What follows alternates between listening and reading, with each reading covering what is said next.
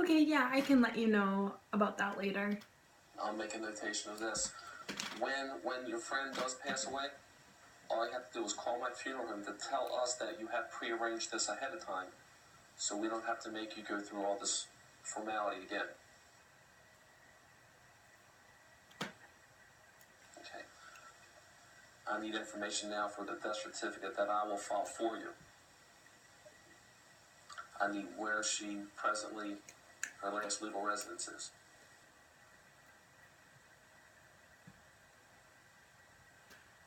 She lives at her parents' house, and the specific address I'm not quite sure, so I can give that to you later.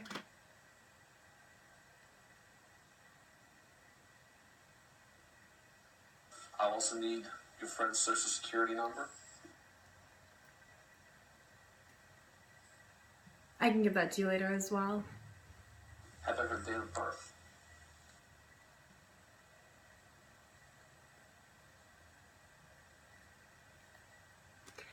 September 22nd, 1960. So she was She was born in her birthplace.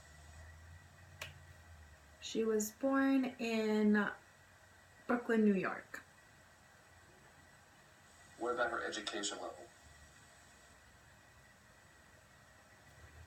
She graduated from the University of New York. And again, this information is strictly for the certificate of death. And her occupation.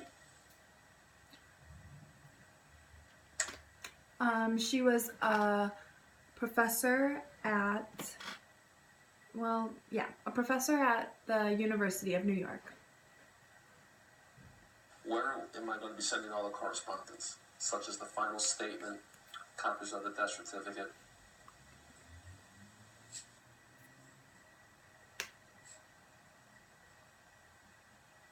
Yep, you can send those to her parents' house. They're often there, so it wouldn't be a problem if you sent them there.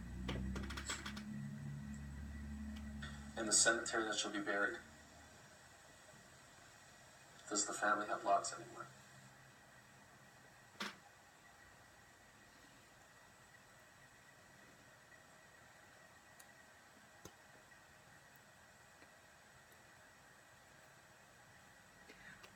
Yeah, the specific cemetery, I don't know the name, but I know it's near the town of Prairieville. Do you know that place? Sure, I have an idea. There are 3 or 4 different cemeteries within the Pikesville area.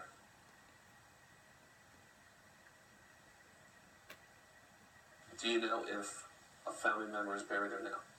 Maybe I can check that for you to save you a little time and trouble. Yes. Okay. Oh, okay.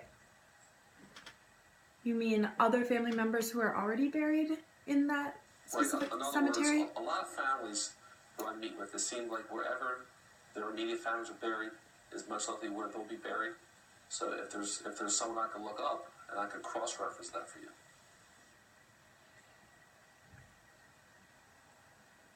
Would you know her grandparents' names?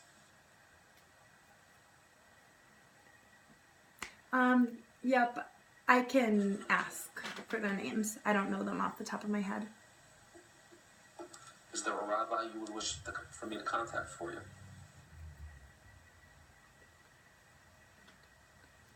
Yep, her rabbi is named Gordon Hammer. In other words, I'll make all your phone calls for you. When she does pass away, call my number and I'll give you one of my business cards.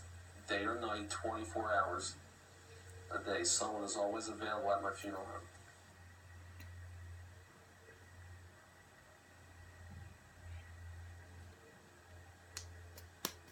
And we have a licensed Jewish funeral director on call 24 hours a day.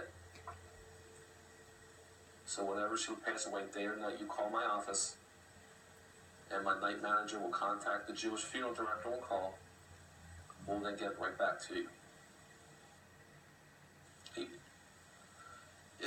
Do you know where presently she is?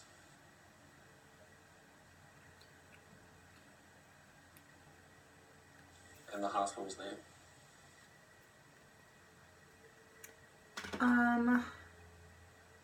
Specific hospital's name is Sinai Hospital.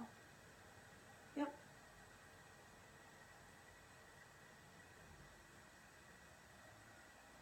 What you may want to do is at a later time have her parents or her brothers and sisters place on her file that Sol Levinson Brothers will be handling the funeral arrangements.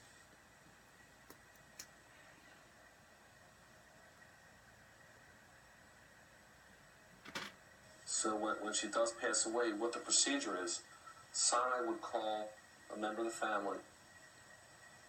The member of the family would then call Sol Levinson Brothers. The hospital will also contact us, but we still like to have a family member contact us. We'll then make arrangements with the hospital. Once they complete their paperwork, we'll transfer her back to our funeral home.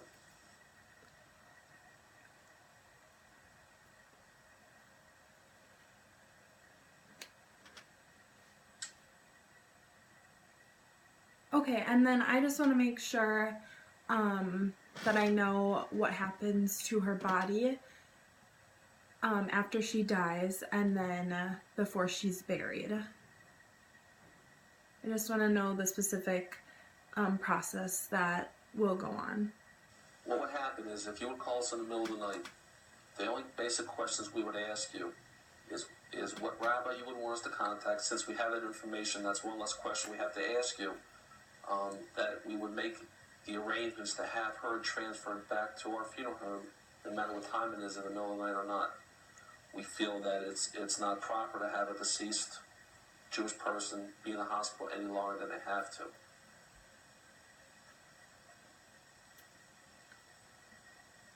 We have a watchman or a shomer who will stay with her throughout the night, because according to Jewish tradition, even though when a person passes away, the person should be not left alone.